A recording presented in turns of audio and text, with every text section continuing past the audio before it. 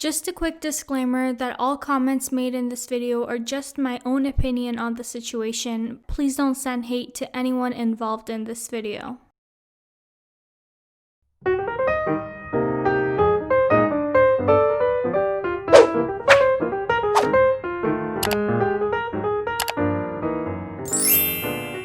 Hey guys, welcome back to my channel where we expose people left and right. Today we're going to be talking about Trisha Paytas, of course. She's like a permanent feature on this channel. Logan Paul and James Charles's new scandal, who is also now apparently a permanent feature on this channel. Let's get into it. This first piece of news is unconfirmed and definitely alleged. An Instagram page named SpillingT839 posted this picture of a bruise on what seems to be Moses' arm. Moses, if you didn't know, is Ethan Klein's wife's brother, who has also been seeing Trisha for a while now. Now, this is just a picture of a bruise on some dude's arm and could be anybody, but comparing it to a selfie Moses posted on his Instagram account, the windows in the room look identical, so it could very well be him. But then the story about Trisha being the person doing that to him is still unconfirmed, so yeah, basically take everything you see on the internet with a grain of salt. The Instagram page also posted a bunch of like different random screenshots that might have been between Moses and her, but honestly, I try not to trust screenshots of text conversations. Like, it could be like anybody. There's no proof that this is actually Moses, so try not to rely on them too much. Plus, I can't find the Instagram page SpillingT839 anymore. I don't know if they deleted their account or just changed their username, but yeah, that's that. Comment down below if you know what happened to them. But just a reminder that Trisha had posted a toxic relationship TikTok a while ago with Moses, where she pretty much admits to having forced Moses into having sex with her before. Put a finger down, toxic relationship edition. Put a finger down if they wouldn't let you hang out with the opposite sex. Put a finger down if they wouldn't let you like certain people's photos. Put a finger down if they got mad if you didn't respond in 5 minutes. Put a finger down if they ever got physical or threw something at you. Put a finger down if they ever forced you. Put a finger down if you got to keep your location services on. Put a finger down if they threaten to kill themselves if you've tried to break up with them. Put a finger down if they've called you names. Put a finger down if they called you overly sensitive but really they were just being mean. And lastly, put a finger down if they ruined your life. But the TikTok is now deleted. Which, by the way, speaking of TikTok, it seems like it's going to get banned from the US app stores from Sunday along with WeChat. According to an article by the Financial Times, Oracle and ByteDance have submitted a proposal that would involve TikTok's global business being spun out into a separate US company with an all-American board and a security committee headed by a person with US government security clearances. The new company would initially be majority owned by ByteDance, but would look to list publicly in the US. Mr. Trump has raised concerns about continuing Chinese ownership of the app, while Marco Rubio, an influential Republican senator, and other lawmakers have complained that the deal would allow ByteDance to retain control of the algorithm that selects which videos to show each user. The removal of TikTok and WeChat from US app stores implements 2 executive orders issued last month by Mr. Trump, which said US companies would be barred from dealing with the apps from September 20th. The president later issued a 3rd order that gave ByteDance until November 12th to divest its interest in TikTok in the US.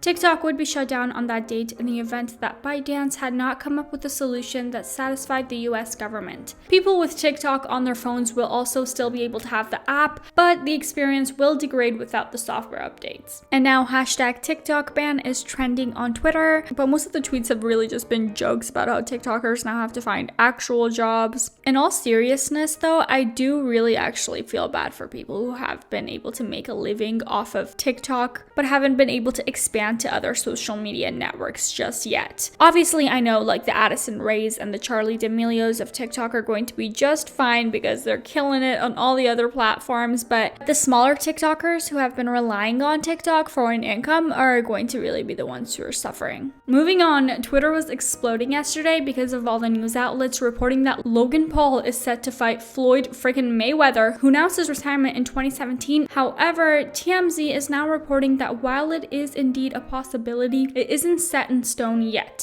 Mayweather, Logan Paul is about to be a real thing. Are you ready for that heat, bro? Like, this is the GOAT. You know I can't say shit right now. In fact, TMZ claims that sources close to Floyd have said that he is leaning towards saying no right now. I guess now we know why Logan has been pushing back a potential wrestling match with Grayson Dolan. It's because he's had his eyes on an even more popular opponent. So yeah, that's that. It's still unconfirmed. But even if the match does happen, sportsbettingdime.com placed the odds heavily in favor of Floyd Mayweather over Logan Paul in the boxing match, giving these odds as of September 17th and saying that this has the honorable distinction of being the second most ridiculous fight idea for Logan Paul that has been put out there into this world. Which, I mean, it's not wrong.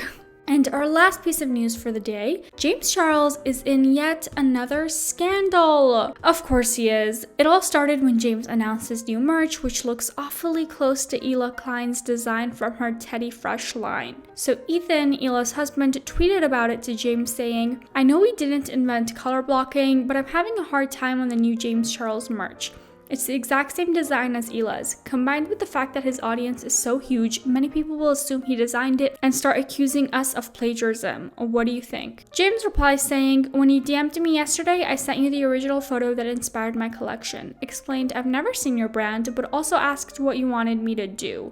You didn't reply. After last year, I vowed to keep conversations private and create solutions, not drama." Ethan replies saying, "I give you permission to share our convo. You told me you were going to sell them anyway. You also admitted that the similarity wasn't a coincidence. I DM'd you because I wanted to keep this private, but I found your response combative and dismissive." Guys, I really want to believe James. I do, but it just looks too awfully similar to Ela's design until I saw around 50 other brands selling the exact same top. But Ethan does say it's the fact that it's the same exact colors and placement. It's almost identical. Otherwise, I would never even mention it. Ela herself also tweeted, "I guess I might as well share some behind the scenes. This is my first sketch of the color block hoodie from 2017 before we had a logo for Teddy Fresh. And the other pic is the pink one. This is usually how I work on our color palettes." Ethan also pointed out this old tweet by James where he said, "There are only so many colors you can put into an eyeshadow palette, and I'm not claiming to own specific colors, but when you copy the exact shades and layout from my palette without even trying to hide it," which, yeah, I mean, that is kind of sketchy because he was accusing other people of copying his palette, but now he's doing the exact same thing to Ela Klein's designs. I don't know, kind of sketchy. Let me know in the comments down below what you guys think. I'm really curious to know. Please make sure to give this video a thumbs up if you enjoyed watching and subscribe to my channel. I post new videos 3 times a week. Alright, bye.